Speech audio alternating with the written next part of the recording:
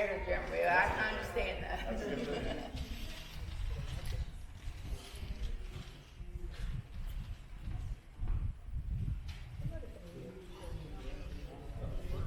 Miles downriver. Every mile that we go downriver, we're going to gain about 5 feet of water. The average depth at Holter Dam, 100 feet. If you go upriver from American Bar, about 4 miles, you'll get to Hauser Dam. Hauser Dam is the only dam in the area ever to fail. Now, that dam failed 1 year after it was originally built. It was built in 1907 and failed in 1908. Now, I am not a dam builder, but I can tell you this was a horrible idea. That original dam was built from timber and sheet metal. This is a lot of water to dam up with timber and sheet metal. Now, they rebuilt that dam in 1911. This time they used concrete. It's still holding strong today. Just in case, we keep those life jackets on board for you. Now, for those of you riding on the back deck, you do not have life jackets under your seat. They're located inside the boat, just so you know. There are enough for everybody, but they get wet back there, so we keep them up here. Now, if you go upriver from Hauser Dam, you'll get to Canyon Ferry Dam. On up above Canyon Ferry, about 60 miles, Headwater State Park, Three Forks, the birthplace of the Missouri River. It's made up of the Jefferson, the Gallatin, and the Madison rivers. It's also the longest river in the United States, 2,341 miles. Now this rock you see out ahead of us, the Oranges Rock, that rock is called Grayson. That is the oldest rock in the area. It contains no fossils. That rock is 1.3 billion years old. Now the rock off to our right, the gray rock that you see, that is Mississippian limestone, a sediment rock. It was all underwater at one time, full of fossils, about 300 million years old. Now that is the same Mississippian limestone that you would find at Lewis and Clark Caverns. It's therefore believed somewhere through this canyon system lies a great cavern system. They just haven't found the entrance. They say whoever finds that entrance has the privilege of naming it. But unfortunate for all of you, once you step foot on this vessel, you lost your naming privileges. You see, I'm the licensed captain, so we're going to call it Brian's Cave if we find that today. You probably noticed the homestead that you passed by on the way in. That homestead was started by Nicholas Hilger in the late 1800s. Nicholas Hilger moved to the area from Minnesota. He was a judge. He came to the area in hopes to become a miner.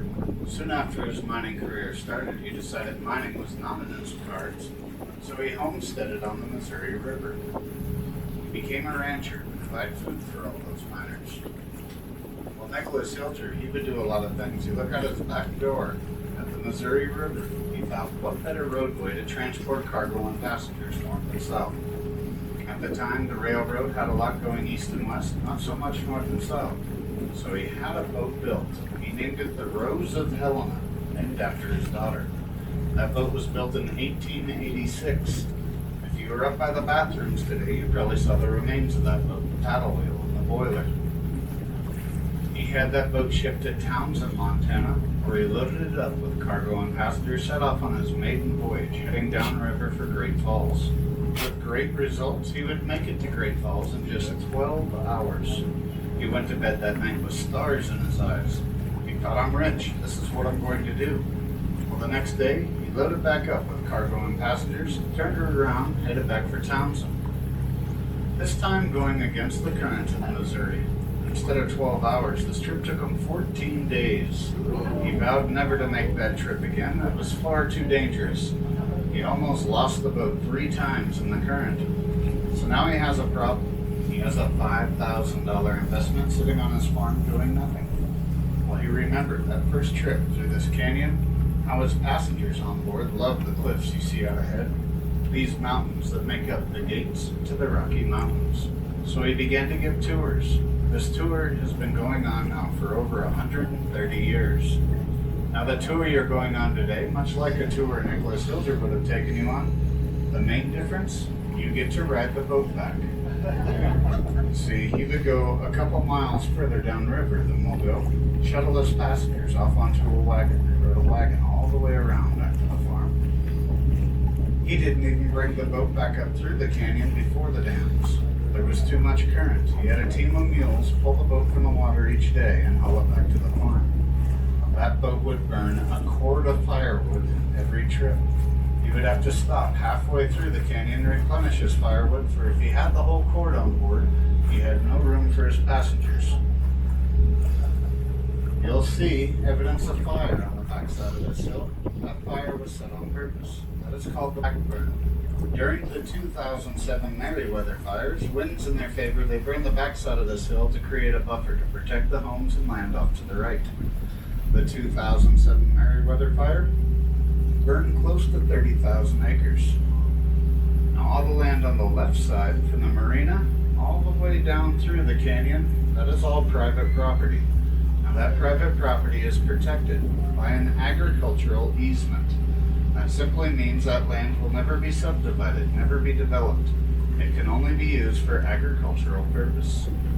The land on the right-hand side of the canyon, that is Gates to the Mountains wilderness area. Of the wilderness areas in the state, it's one of the smaller at 28,000 acres. The larger being the Bob Marshall Wilderness at 1,009,324 acres.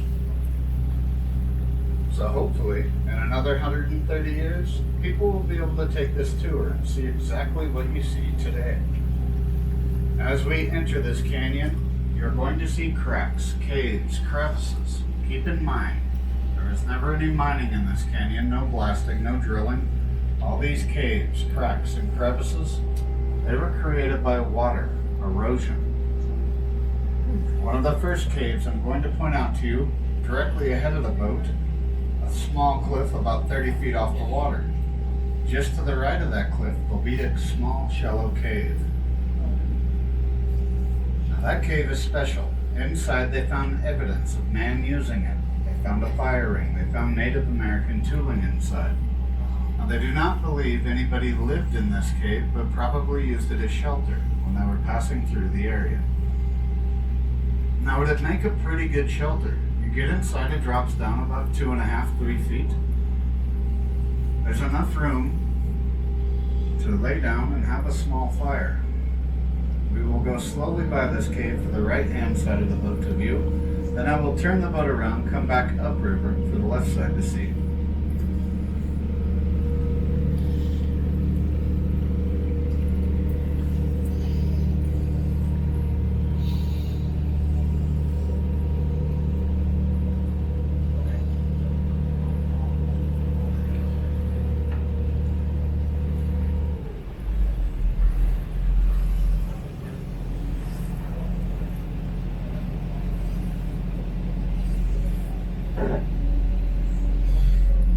Right up here between those trees, you'll see the entrance to that cave.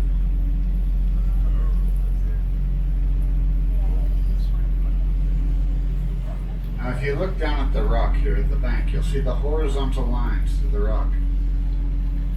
Those horizontal lines are the different layers of sediment when the rock was formed. Some areas through this canyon, I will show you where those horizontal lines were twisted and folded vertical.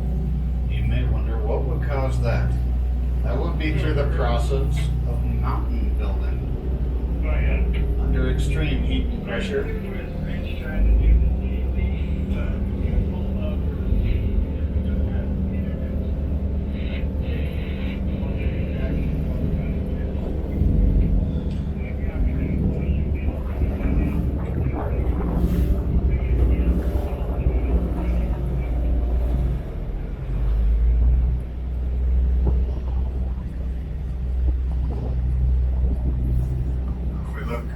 Side, you can see those horizontal lines to the rock, the different layers of sediment. As we get past this cliff, you'll see that cave as well.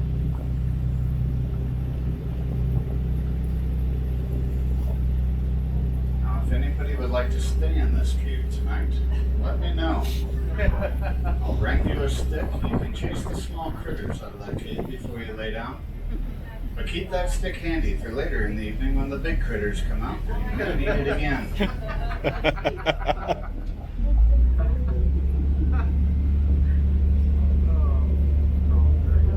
So I was saying, the process of mountain building, when the plates collide, the heavier, denser plates push down, the lighter plates thrust up. So I'll show you good examples of that as we get further down the canyon.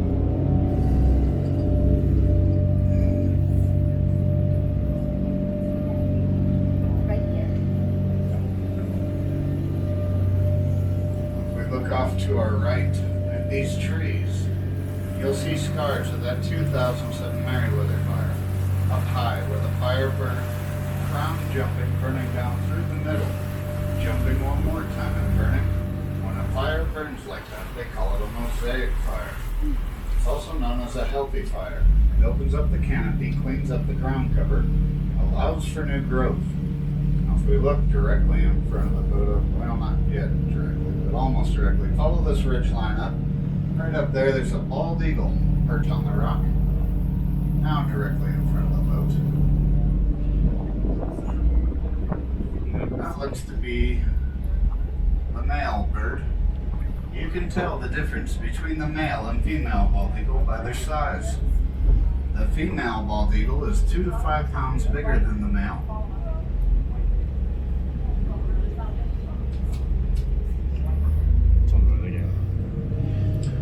Juvenile bald eagle spotted brown and white. They look a lot like the golden eagle. The way you can tell the difference, other than size, is their talons. Oh, I If see you it. see their talons, it is a juvenile bald Wait, hat. eagle.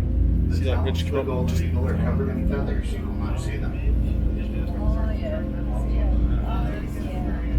Directly ahead of the boat, the limestone cliff that juts straight up out of the water. Through the middle, you'll see a pathway, about a 45-degree angle.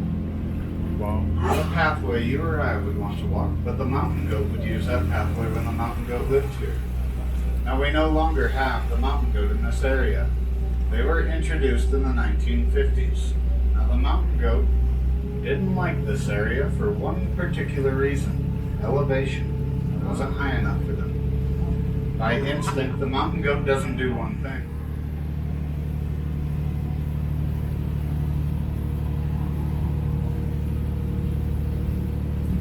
We can go in. But yeah, there are caves. All the water comes through there. They're all created by water. But if you look up here, in this little overhang, you'll see all those little mud huts. The home of the cliff swallow.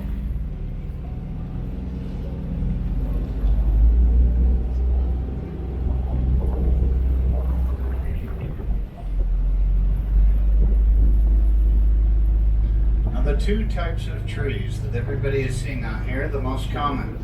We have the ponderosa pine and the Douglas fir. Ponderosa pine having the reddish colored bark, longer needles. Douglas fir, short needles. A good example, right in the middle of the cliff over here, growing out of the rock. That tallest tree, a ponderosa pine. Just to the right, a Douglas fir. Oh, it took us a long time to get those trees to grow out of that rock, so we could point them out to you. Lots of miracle growth.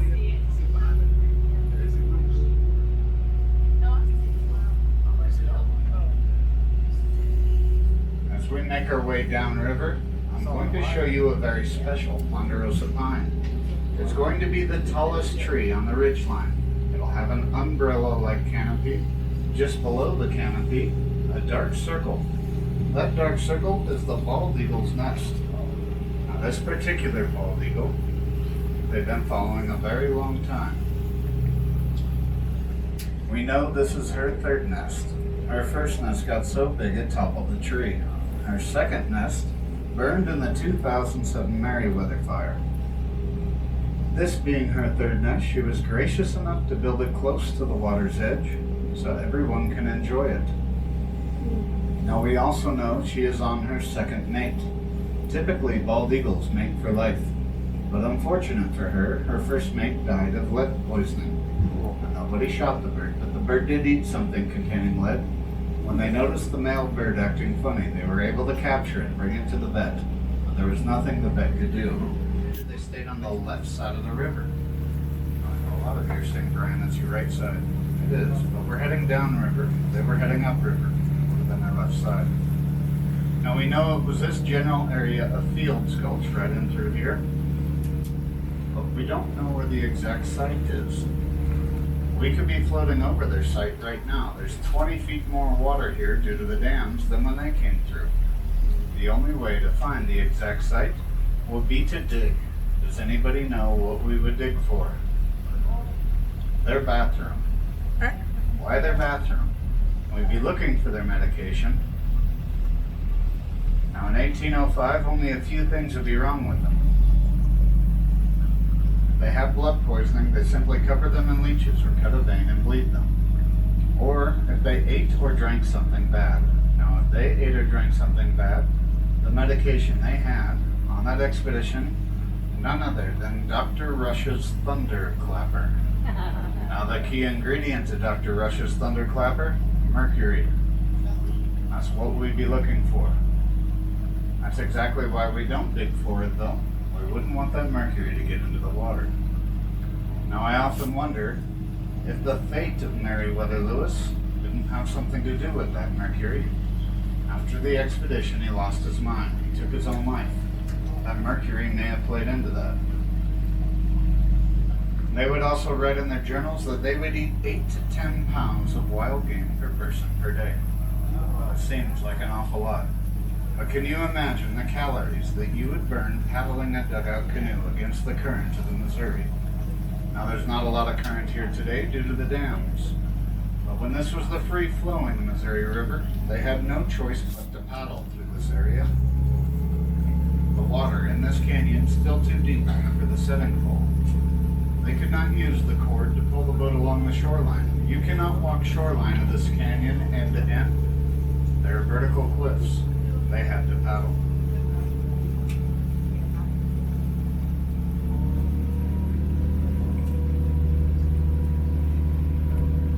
A very popular disbursement camp coming up on our left.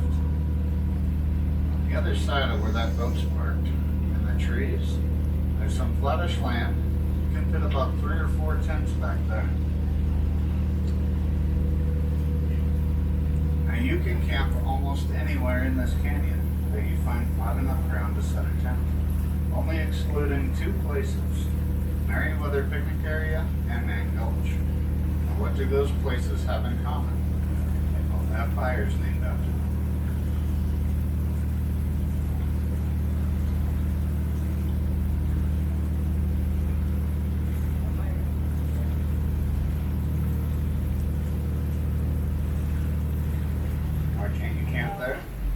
There's fires named after it. They don't allow camping there. The Forest Service doesn't. There's no camping. Meriwether Picnic Area is a daytime use only.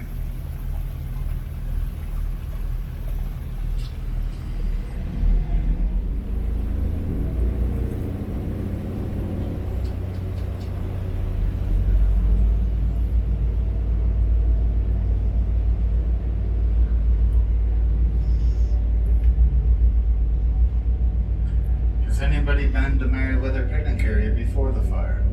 Yep. Yeah. It looks a lot different, doesn't it?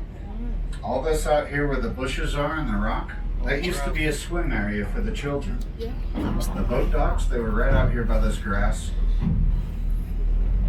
The picnic shelter itself, more like a basement shelter now. You go down about 6 feet of rock to get down into it. It used to be at ground level.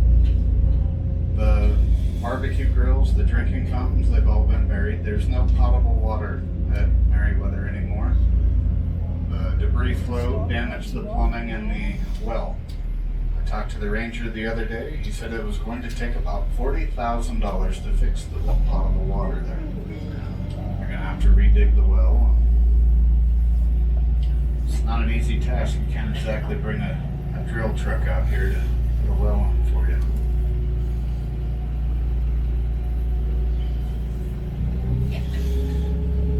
Now this is also the area but we want to keep our eyes out for the bighorn sheep. This is the area that the sheep like this time of year. They blend extremely well with the limestone cliffs. Oftentimes, unless they're moving, you'll pass right by them. Now, in the late 1890s, when Nicholas Hilger was doing this tour, this was Missouri River. There were no dams. There was a lot more current. There was dangers, islands, eddies, boulders, obstacles he would have to navigate the boat around. So he would find images in the rock that he could point out to his passengers to ease their minds, take them off the dangers that lie ahead. One of those images coming up on our left. In between these two vertical cliffs, you're going to see two eyes and a trunk. This is Hilger's Stony Elephant.